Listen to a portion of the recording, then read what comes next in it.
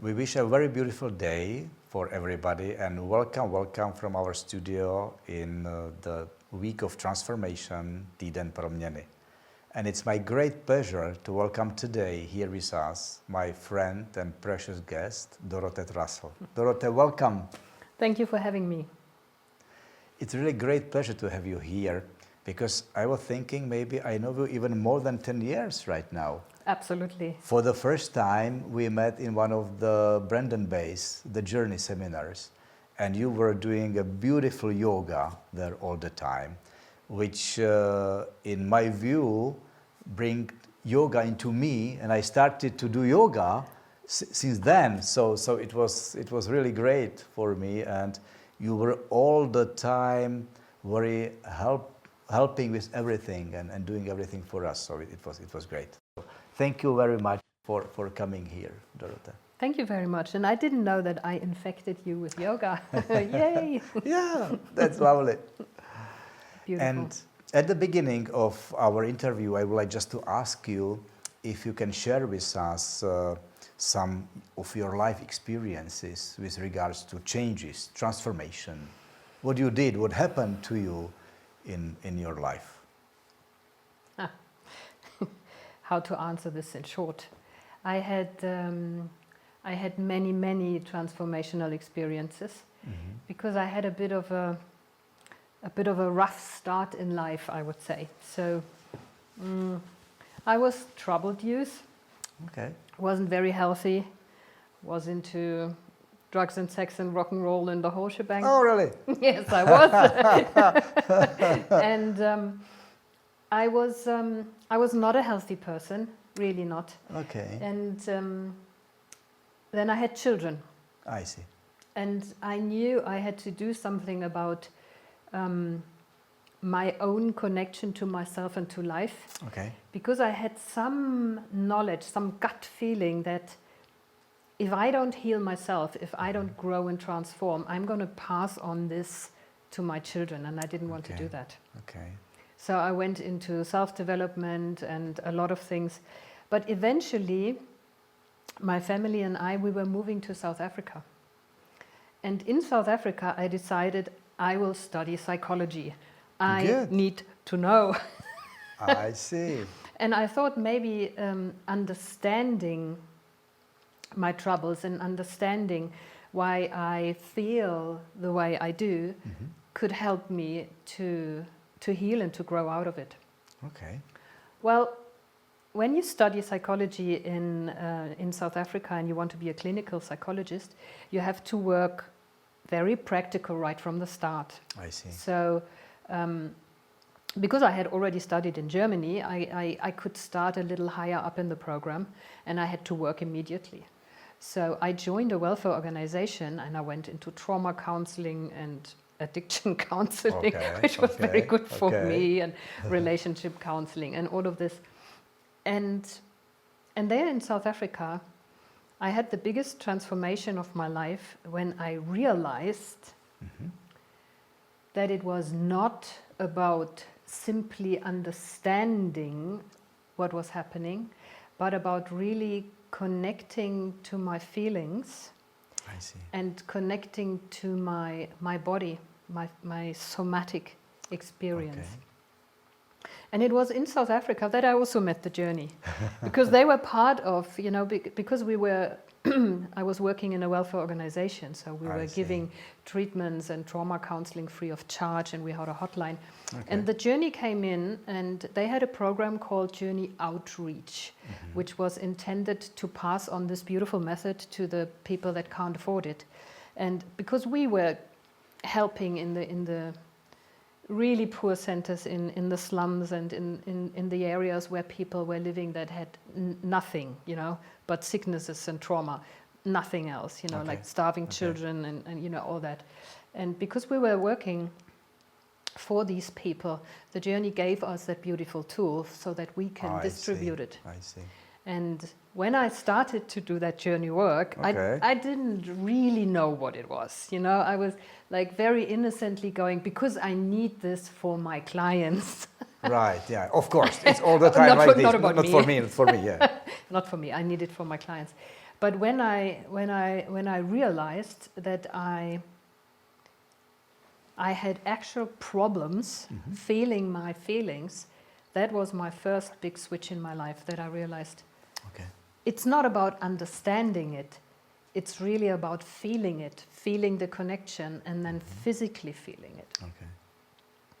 Well, you know, I've stayed with the journey until now, so 20 years later, I'm still serving at the seminars because I really believe it's a beautiful method to help people to feel and to go through the emotions and find their true self, find source in themselves. Of course. But what I also observed is, because I was working with a lot of really traumatized people, really severely traumatized, and we are talking about things that you don't even want to read in the newspaper. So I realized we need some tools that help the body, the physical body, to release what it has kept for so many years. Because my body had kept the trauma that I was going through myself. I see. You know? Because it wasn't easy, okay? So in my past, I had experienced emotional abuse, sexual abuse, physical violence, and you know, all the addictions and the drugs and everything. So I myself had a body that was tense and holding on to a lot of trauma. And I realized one reason why I could not feel my emotions freely was because my body was not allowing it. My body said, it's not safe, we don't do that, we don't go there. So I was afraid of my own experiences. I was afraid of my own emotions. And when I realized I'm not the only one, this is when that yoga came in. Because I found a way to use the body to access the emotionality and in a gentle way to release the trauma and the tensions from the body so that the beautiful mind can start to connect the dots again, connect and understand. So I'm using the physical body to release the trauma and the emotions so that the mind can finally understand what was going on. That was my second big hoo-ha. To realize I need to connect to my physical experience of the emotions. I need to liberate my body from the holding against. I was able to experience this in one of your seminars later then, of course. And it was really for me very interesting and useful to feel my body. Not only to feel emotions and working with thoughts, but really feel my body and let it do what it has to do. Because this is what I had lost when trauma happened in my life. I had lost the trust in my body. I had lost the trust that I am safe, I have survived. It was almost like I'm living in constant survival mode without realizing that I'm alive. I was kind of like held on the strings of my past experiences, not wanting to go through it again. So I was so scared, so afraid to, well, I don't actually know to what. I was just scared, you know, I was just scared to die probably. You know, it felt really, really scary. And with the somatic things that I was doing, and I was inventing them for myself, to be honest. I was collecting whatever worked for me and then passing it on at the seminars because I realized I needed to find the courage to feel my body again, to have the courage to actually allow the release to happen. Because initially emotions don't feel really good.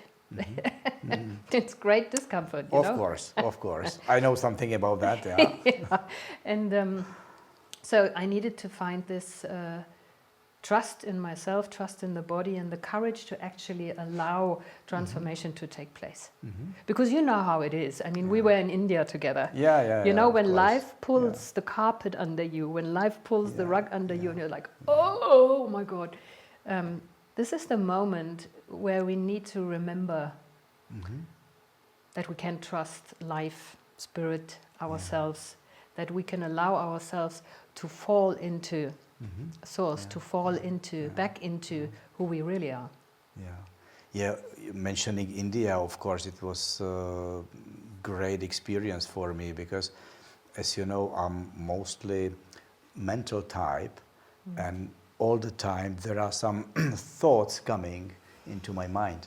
And just in India, in Arunachala, in this one of these caves, for the first time I just could sit and having completely no thoughts. So it was for me a really unbelievable experience. Yes. And then I remember how we were walking together up to Arunachala mountain in this completely wet and very high temperatures, weather. It was really something. It was monsoon time, wasn't it? I'm not too sure. I don't know anymore. I know. I think it was February or something like that. It's really great stuff. Do you like this kind of special places to combine it with your work as well? Of course, I love that. Yeah. I mean, how can I say? When you want to reset, when you want to allow the body to go through transformation, it is important to feel safe wherever you are. Yeah. You know, it's important that you can feel that there is a benevolent force, that there is some safety that you are cradled in. I see. And the good thing about these amazing spiritual places is they deliver that energy for us. You know, you don't have to work with it. But I'm doing seminars in the Czech Republic, in Prague, in wherever, Lipno. There is a beautiful energy. Okay. And still, it's not the same as sitting in Arunachala in a cave. But you can create that sacred space even in your living room. Right. You know how it works. You do that all the time. I'm trying. It's easier when we are supported and held and cradled in strong spiritual places. But it's not a necessity. It works just the same at home. So all this, your personal experience, you could then take and bring it to your method, which you call emotion, right? Yes, I call it emotion with a little slash between the E and the motion, because I want to point to the fact that an emotion is energy in motion. This is why I'm writing it this way, because this is what I noticed, that the energy was kept and held like stuck in my body, and when I allowed the emotions to flow, the energy in the body would also flow, and then the energetic state changes. And I took everything that I had learned from psychology, from the journey, from yoga, from shaking, from the Africans, you know, from the tribal drums and shaking and everything, and I put it all into a big goulash, and I said, whatever works. So I'm combining, at these seminars, I'm combining the understanding of how does my nervous system actually work? How come that I get into survival mode and then I'm holding in and I'm holding on for dear life? So how is this nervous system connected to the emotionality? You know, how come I'm getting into fight mode and I need my anger, or how do I get into flight mode and I'm running away in fear all the time? And how come that I freeze over sometimes like this? I'm teaching this nervous system, but in a very basic form, you know, like easy to understand with a simple model. And I'm also teaching emotional regulation. So not only how can I regulate my nervous system, how can I release stress and trauma, but also how can I regulate my emotions? How can I make friends with my emotional experiences instead of running away from them? And I think the combination of understanding something and feeling something and experiencing it in the body is what does the magic. Great. It makes it easier. It makes it normal. So your seminars are not only about sitting in the chairs, listening to the teacher and making some notes, right? Not quite. We actually don't have chairs at my seminar. So there are no chairs at the seminar, simply because we are working with movement. You know, so the emotion techniques is largely using body up approach. Okay, so we call it bottom up when we use the body to process. It's a top down when we understand something, but the bottom up for me is the faster way.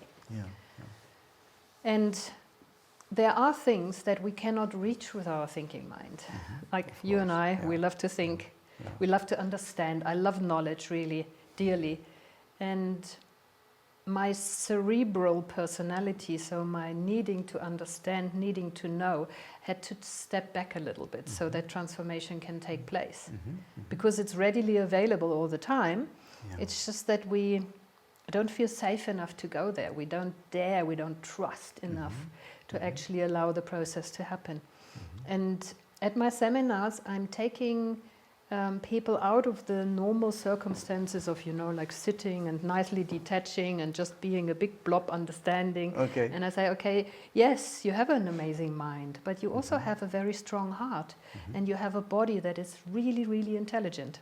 Right. So we allow the body to lead the way. Great. No chairs. I mean, you can have a chair if you want one. Yeah. You can't sit on the floor for too long, it's fine, you can sit. I remember But, it well. Yeah. Moving all the time, and what I love on your seminars is really experiencing everything by myself. Yes. Because, all these teachings are very powerful and deep, but when you do not experience it by yourself and make your own view and experience, you're just talking about this, of course. And this is what I also discovered for myself, is that I already know enough. It's really more about remembering. And it's not that I need to accumulate more knowledge necessarily, but I need to remember my own truth. I need to remember what I already know, because the body knows a lot. The heart is very wise. And it's cool to understand this and that, and my patterns, my ego, how do I get out of there? This is wonderful and great, but at the end of the day, like you said, it's about experiencing it as a union between my somatic experiences, my emotions connected to it, and then understanding, and then it feels like, whoa, all the light bulbs coming up. Right. Yeah. And if you can share with us, Dorothe, what are the major principles of your method? What are the building blocks of your emotion method? Okay, because it's about getting the energy in motion again. Okay. A big part of it is actual movement. So it's really about how can we use our body and our physical and somatic experiencing to let go of our patterns, to let go of our holding, our trauma, and to actually reset or allow transformation to happen. But a big part is also understanding, beautiful mind, understanding the nervous system as such. Okay? Because I did not only have a nervous system, I was a nervous system, and I needed to understand that sometimes it is not really life, it's not reality out there, but it's my own nervous system filtering the reality out there in a specific way that I get really, really scared, that I feel really, really cornered. So my inside experience has something to do with how my nervous system is set. And this is why at these seminars is why I teach a little bit about, what is this nervous system doing? And once we have a basic understanding, it's like human being 101. It's the basic course in being human again. And once we have an understanding of, this is how it works. Makes sense. Of course, I know from our own experience. Once we are there, then we use breath, movement, shaking, to really process what is still holding us captive. So it's about completing the experiences that we are still having stored in our emotional backpack or somewhere in the body that are kept in, So all these somatic therapies and the emotional release work and the understanding of the nervous system behind are the building blocks, I would say. And what should we really know about our nervous system, Dorothe? That we are nervous. What we need to know about our nervous system is that it's here to help us. But it's running on autopilot, which is wonderful for the best part of your day. It's amazing that your body does the work for you. So when you're running up the stairs here to come back home, your body's pumping blood, your heartbeat goes faster, you breathe. But once you arrive on top, your body calms down again, everything good, you know? And when you are really sitting, like we are sitting and we're having a conversation, your body calms down. But then when we have emotional topics, then maybe we get a little bit more agitated, you know? It's all running by itself, which is wonderful. Unless we have had some traumatic experiences or big things happening, experiences that have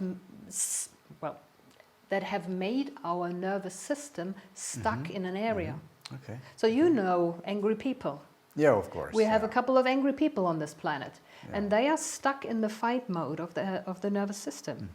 And the people that are riddled with anxieties and fear and that are afraid of everything out there and everybody out there and us and them and all this separation in fear is because the nervous system is stuck in the fear mode. I see. And then we have people who are shut down and depressed and really absent and numbed out, and they are using whatever they can to numb out. They are stuck in the freeze mode. I see. Yeah. And there's another mode, I mean, fight, flight, freeze. Many people have heard about that before. But there's also a mode that is called fawn, like the deer in the headlights. Okay. The fawn mode is people pleasing. So we know a lot of people that are, or calm, people pleasing, making peace like this. And this is because we are stuck in a survival mode. We are not free and open to be appropriate with the situation now, but we are stuck in an old pattern. And it's very good to realize, do I have this area in my body? Like me, I was stuck between fear and frozen. I was like, you know, I was numbing out, trying to calm down my emotions with drugs and everything, with addictions. But when I was activated, I was in fear mode. So I was kind of zigzagging between that. But I was never really relaxed, open, like this. Thank you for that breath. And you notice what? When we were talking about this openness, immediately you took a breath. Yeah. And this is what we need to know. Our nervous system makes us hold the breath in tension. And our nervous system makes us release the breath when we're calming down. You do that automatically. And it helps when you become conscious of what your nervous system does for you in the background, because then you can also consciously make a choice and say, okay, I'm going to sigh to let go of tension. I'm going to use my breath to calm down, or to put some more energy in if I'm in a numbed out state. So being conscious of what our nervous system is doing on autopilot behind my back is useful, so that I get back into the steering wheel of my life, so that I can say, wonderful, that I can be relaxed, and maybe I need some more energy in this situation.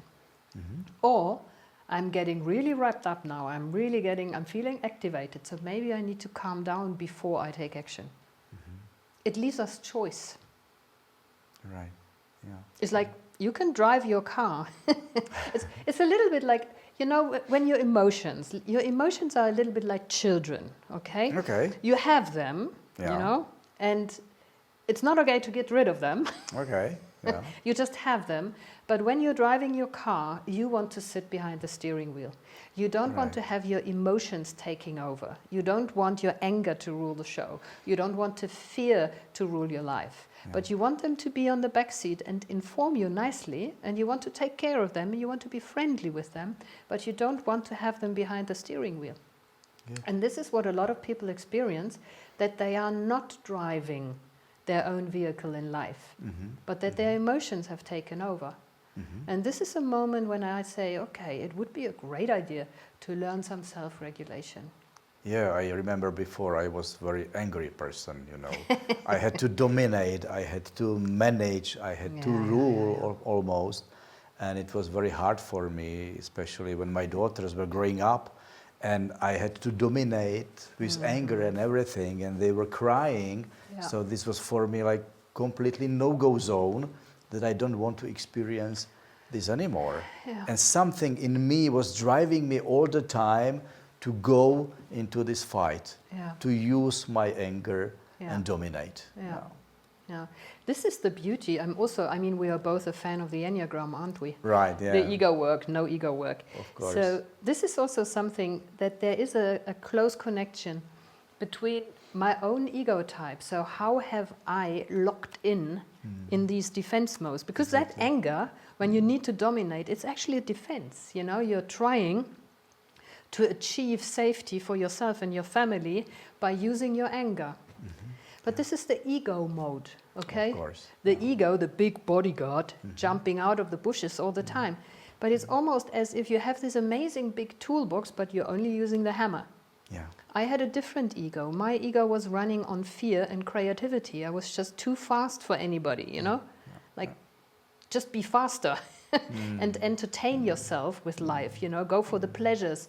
Don't stop long enough, you know? Yeah. Keep all the options open, no commitment. That was my ego. Different version, but it's the same fixation in one way of doing it. And you noticed with your loved ones, and I noticed with my loved ones, we're not doing them justice. We are not being present and available and guiding them and supporting them and protecting them, but we are trying to manage them and to dominate them and to get it our way, you know? And with realizing that my predominant mode of operation was flight, you know, was nervous system flight mode, and that my ego was using this, pushing me into the trance of, I need to run away now. I need to get out of the situation. I cannot be bogged down, you know. When I started to realize that my ego was running the show now, okay? I said, enough. It's enough, okay? And thank you very much. Thank you very much. But it's I think the true humility, the true being available in life, being present, can only happen when you get to know your ego a little better, you know? And whether you do that by looking at your nervous system or your emotions or your behaviors or your patterns, doesn't really matter as long as you become aware, you know?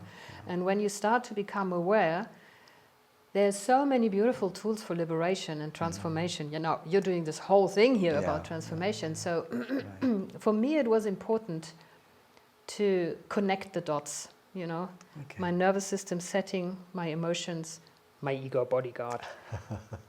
That was my, how can I say, my aid. That's how I found it easier. Right. Yeah. Thank you very much, Dorothe, for explaining us about the nervous system. And I'm also very interested in inner child. So the inner child work is very, very dear to me. Okay. Because it's the work with the very tender part of ourselves. I see. And I, for myself, I had to really face down the truth that I had a part of myself locked away in prison. Myself. I had locked a part of myself away. Because when I was a child, some of my needs were not fulfilled. I see. It was easy to say what happened that I didn't like violence and all of this. I could have named it maybe. Right. But what I could never name at that time, and it took me years to actually arrive there, was to put words to what did not happen. Okay.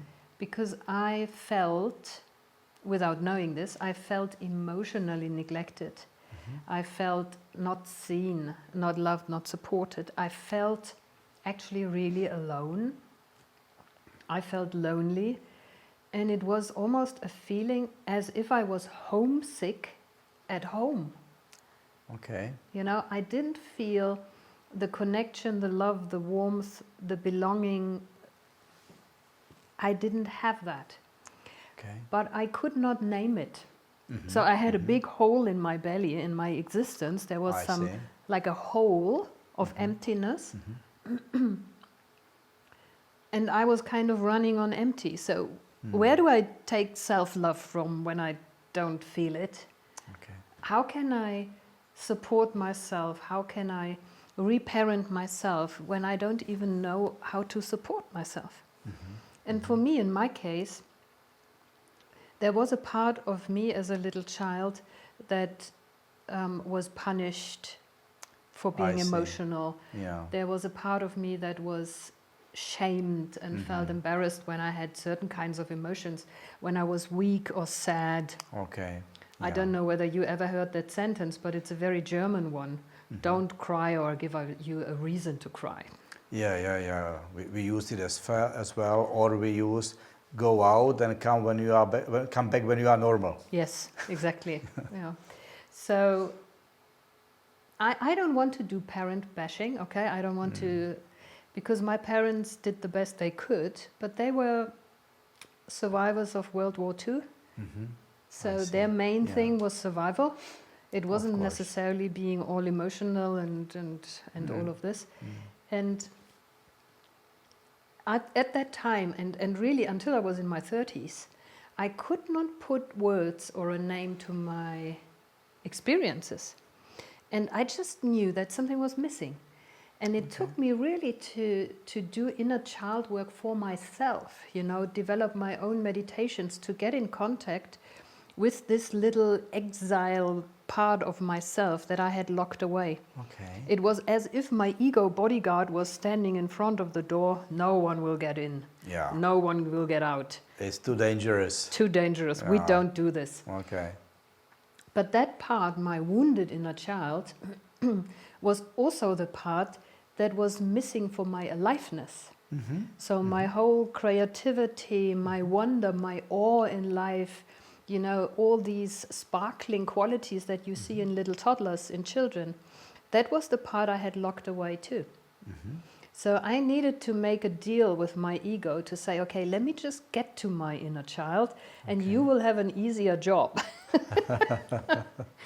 Lovely. Yeah. So we tiptoed our way together, and when I finally met with my wounded inner child that I had locked away so badly, I had to cry a lot. I had to do a lot of grieving. I see. Because of what I had missed.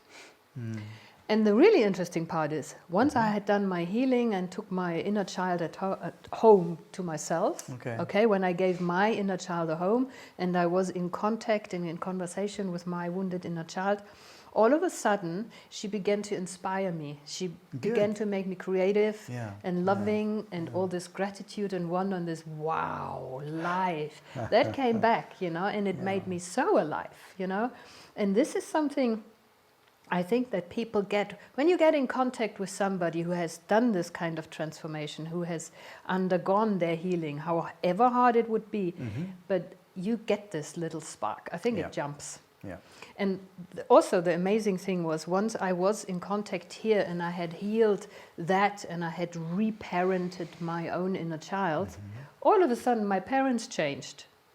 At the age of way beyond 70, We're talking about old parents. Yeah. And all of a sudden there was a loving relationship and a supportive one and, hugging and saying I love you, which had never happened before.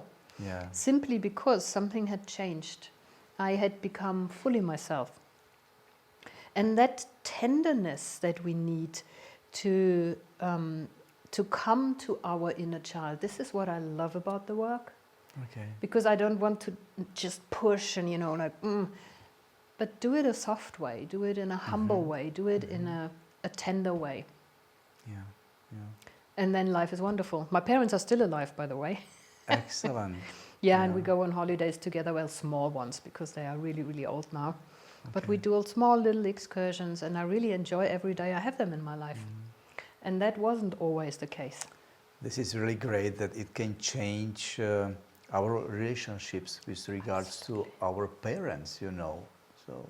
And not only my parents, because of that hole I had in myself, this emptiness I felt, I was also contaminating my own relationships, my marriage, of course, my parenting style and my friendships. So my wounded inner child would just jump out of the bushes and overreact, like having a tantrum, or pouting and like being sad or withdrawing, punishing other people, manipulating, all these things we do in our relationships and with friends or at work, Yeah. they were connected to that wounded inner child in me. So whenever that wounded child, when somebody got near the cage, Yeah. I got triggered. And with that work, my relationship changed profoundly. And not only did the relationships heal, but also it's spreading. Because when you heal the relationship with your children or parents or partner, something happens in their families and circles of friends too. So the healing that is available is enormous when you just Right. have the courage to go to that very vulnerable part. Yeah. And Dorothe, coming from your personal experience, what would you like to suggest to people when they are coming through very hard part of their life? They are coming through maybe deep transformation, but they are not still there. They don't know how to go there. They are afraid of making some changes. They are afraid of living their lives sometimes. Yes. What can you suggest from your personal experience? What works for you? I have to make a suggestion that's not easy to take on board. All right. Connect. Because when we get wounded as children, or when we get so disconnected from our emotions or our inner children or something, when we get disconnected, our automatic mode is to withdraw, to protect, to defend against other people. But actually, as humans, we are made for connection. Right. And there is one amazing tool in our nervous system that goes on autopilot when we connect to a safe other being. Okay. Our nervous system can calm down and heal in co-regulation. So by simply hanging out with somebody who feels safe, who is calm and regulated, Yeah. can help your own body, your own nervous system to calm down enough so that they can heal. So this is what we do at the seminars a lot, that we first create this field of safety and connection, I see. so that the individual nervous systems can start to and in that container of connection and safety, healing happens automatically, as you and I know. Yeah. You don't have Of to course. do anything. Yeah. It just happens. Yeah. But to connect is step number one. And people are often shy to ask for help. Yeah. And they are shy to go to seminars. Oh, other people, and what do they think about me, and too many people. But my recommendation is really look for a place of safety. Look for a place where you can be authentically yourself, where you can connect to people who are on the same path or like-minded, so that you use that amazing co-regulation Yeah. Yeah. to heal Yeah. and to Yeah. transform. Great. And Dorothe, please tell us a couple of more words about your seminars, about what you do with people when somebody would like to go and to see you in your seminar. Yeah. What is it about? What is it about? I have a variation of seminars by now, Okay. so I have adapted the same modalities more or less, but for different purposes. So I have one basic seminar that teaches us everything about the nervous system and about how trauma happens. Okay. And it's called emotion trauma release. So it's really about, okay, how can I heal my nervous system? How can I reset into being alive, being resourceful, being an adult, having all my possibilities, all my resources? Yeah. And then the second seminar, or a parallel entry-level seminar, is the inner child. I see. This is where it's so very delicate, Yeah. I love that one because I'm I a see big- it. yeah, I I see know, it in I your know. eyes how you love this seminar. Yeah, that's excellent. Yeah, because it's so tender. Yeah. But because it's so tender, it's so real. And the fastest way to transformation is actually really to own all your parts, to bring them home, okay? To connect all the parts that you have avoided, rejected, abandoned, left behind, denied, to get them back home. And this is so fast and so deep, and it's a lasting transformation. Okay. Because you become yourself, you become authentic, you become you. Or you reset to who you really are. You become your real self, which very often also gives us a spiritual connection.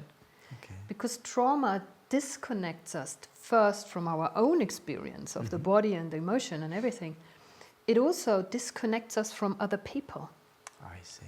It disconnects us from our society, our tribe, our families, but it also disconnects us from the spirit realm. And this is the thing. In trauma or in these experiences, we feel utterly alone. So at the seminars, we usually take the first day to connect or to reconnect, to establish safety, to remember our safe place. Yeah. Because we all have one, we've just forgotten. I see. If you wouldn't have one, you wouldn't be here, okay? Nobody can survive that. But it's a matter of remembering this. So these are the entry-level seminars. And then a very, very new one that is just out now, that is really starting afresh now, is about relating and relationships. Okay. It's called Connect Deeper. Right. Because this is what we want to do. Yeah, We want to really connect, but on a deeper level. First of all, of course, to ourselves, and then also to the significant others in our life. Our family of origin, or our family here, or friends, or work, or our mission, our purpose. And what happens when you got traumatized or when you got disconnected from yourself, it's also that you don't feel the connection to purpose anymore.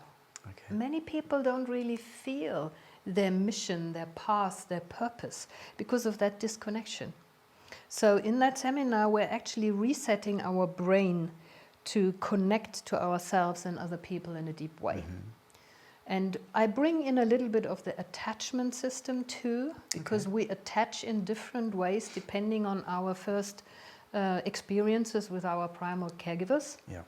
And sometimes we have developed something very distant where we need a lot of space. We have to be careful. We don't want people to come too close. But we can also develop something that is more anxious, like trying to hold on, not getting abandoned, like this. Yeah. And also we can have both at the same time. So you never know, are you coming or you're going. And although we know that there are a lot of people who have secure attachment, usually they have secure relationships. But when we have this relationship drama and when we have these tensions, also in the workplace, or with our children, then it's a good time to look at, okay, how are we connecting? How are we trying to connect? Are we actually daring to connect intimately? And that doesn't mean sex alone. Intimately means like really showing ourselves, being ourselves authentically with another person. Yeah. And in this intimate mode, of course, there's a lot of vulnerability involved. Of course. Because you have to trust somebody to let them in. But what if you've never learned trust because you grew up with a lot of pain and neglect and everything else? So where's the trust now? And this is what we want to do at this Connect Deeper. And then I have a coach training, actually. Good. I'm training coaches and Excellent. therapists in this method. So I'm teaching about the nervous system, about being present, about holding space, and all the tools that we are using, obviously, including the Enneagram and all of this. So that's excellent that if somebody would like not to have it for themselves, but to work with other people, that they are able to come and to absolutely. learn it. Yeah. Because, I collected so many tools. And I strongly believe that every coach is a unique being. You all have your own methods. You have got your own life and your own experiences, and you distill them through yourself. And what I'm trying to do is I'm trying to pass on what worked for me, so that others can find what of these tools can I integrate into my practice. So it's advanced work, but it's and it's a fantastic community. So the first round of coaches is running, and it's like, oh my God, that tribe is just, I love them. This is lovely all the time when you go somewhere to learn something, and it's not only like I'm learning something, but there is the community, and you are meeting people you like, and you share this energy, and you are everybody in the same. It's excellent. It's great support for learning and growing. And also, as you mentioned, relationships, it's really a big issue for us at this time here. Yeah. Because maybe we even do not understand that we should start with ourselves. What is my relationship towards myself? Yes, You know? absolutely. Yeah. And I don't know what your experience is, but when there is a direct seminar about relationships for couples or intimate love life partners, it's so sensitive that oftentimes people don't even come. They are interested, but they don't go there because it's so vulnerable, it's so confronting. And this is why we opened it a bit wider. We said families and all kinds of relations. Because our observation is that at the seminars, once somebody went through the experience at the seminar and found their healing and found their authentic self and the connection to themselves, they start to bring the friends and the family. And so sometimes at the seminars we have half the room who's there with a friend, a partner, a child, you know, their relationships. And we realize that there is a big need of healing for our relationships. And this is why we're trying to package it in a way that it is accessible, so that it's not so scary, you know.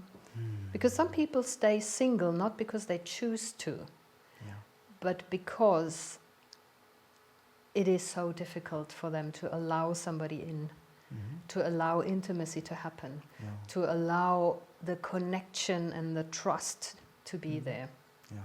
Because it's a big ask. Definitely. And it's great to have you so close here because you are living in Munich or near Munich right now, right? Yes. How is life there these days? Oh, Munich is beautiful, but cold at the moment. We had more snow than here. Right. Munich is amazing, but I love Prague and I love really the region here because there is such an honesty, such a depth. And I think there is also, I don't know whether you're rebels by nature or whether you are just being authentic or truthful. I don't maybe know. both, yeah. Both, yeah. But I love this because there is this thirst, this love for truth. Yeah. And I feel a difference already between, I don't know when I started, maybe 10 years ago or so, I don't know. Okay. But there's already a difference. So when I started, there was still, the sharing was a bit slow. You know, people didn't really dare to share themselves and their experiences. There was a lot of guarding and hiding and, you know, like careful. Okay. But now there's a lot more of connection and openness and willingness to share and the recognition in each other. So when we have shares at the seminar, it's like, wow, you know, and you see that people recognize themselves in the other. So it's like great experience. So I love coming to Prague. Yeah. And the Czech Republic as such. Good. And what are your plans for next days, weeks, months? What do you prepare? Well, this weekend I have the Inner Child Seminar. The one that's so dear to me. Good. But then also we are having the other seminars running in, I think, in March and in June. So there is a couple of seminars coming here. Okay. And the coach training again in January. So we actually want to open a next round for the coach training too. So that is going to be next year or end of next year. And I really love on your seminars this moving, this shaking. When I was doing shaking with you for the first time, it was really something. Yes. I mean, shaking is so simple. And it's so effective. And yes, we do it with beautiful music and we cover, you know, like, yes, you can do that, but you can also simply just shake it all off because it resets your nervous system so quickly. And these old techniques that are really not rocket science. It's so simple. I think simplicity is what's probably the thing of the seminars. It's simple. Yeah. Excellent. So maybe we should shake every day, right? I do. You do, yeah. Yeah, because I notice that I'm holding. So when something happens, you hold your breath and your body goes into some tension.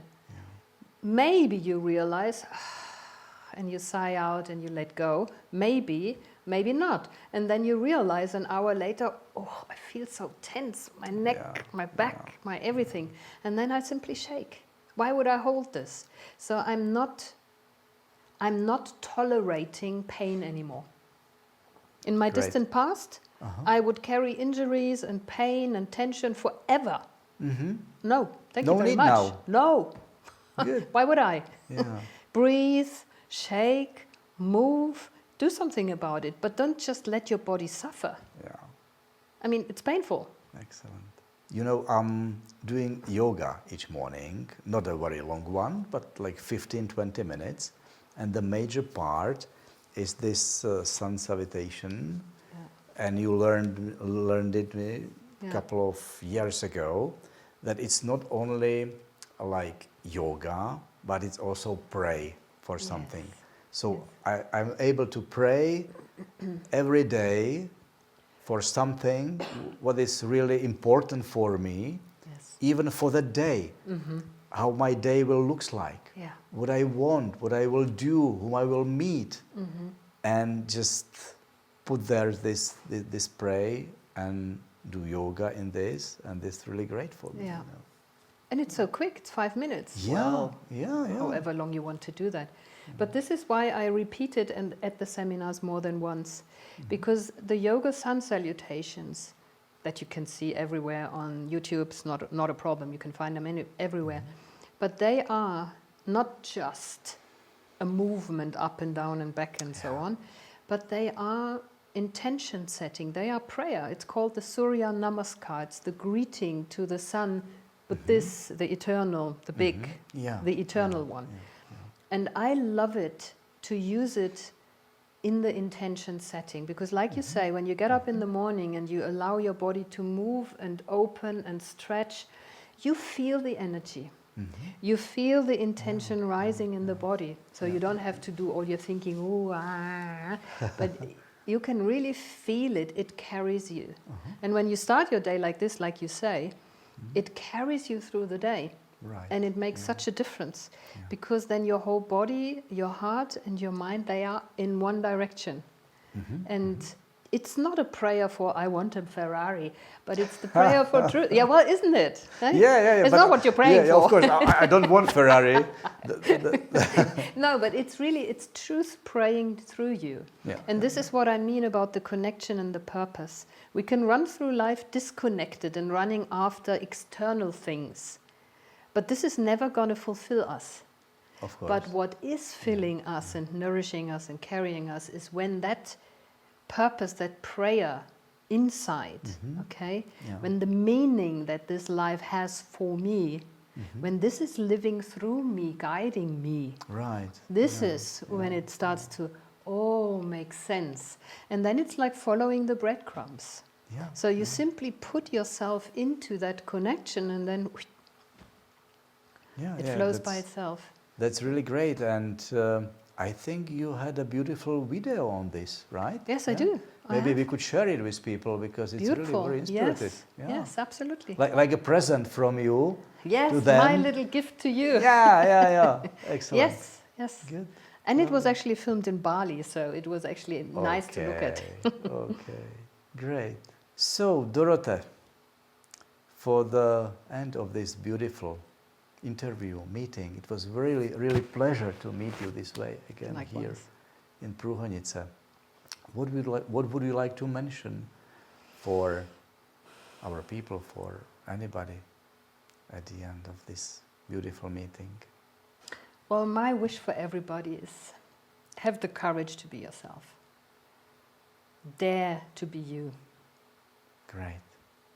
Excellent. Dorothe, thank you very much for coming here. Thank you for having me. Thank you very much, really. It was very nice time to have here with you, and enjoy your life as you do it so far. Be so smiling and shining for us, and it will be my pleasure to see you soon, sometimes, somewhere, maybe soon in your seminars. Yes, hopefully. Yeah. Thank you very much. Thank you. Thank you. And thank you everybody for watching us. Thank you.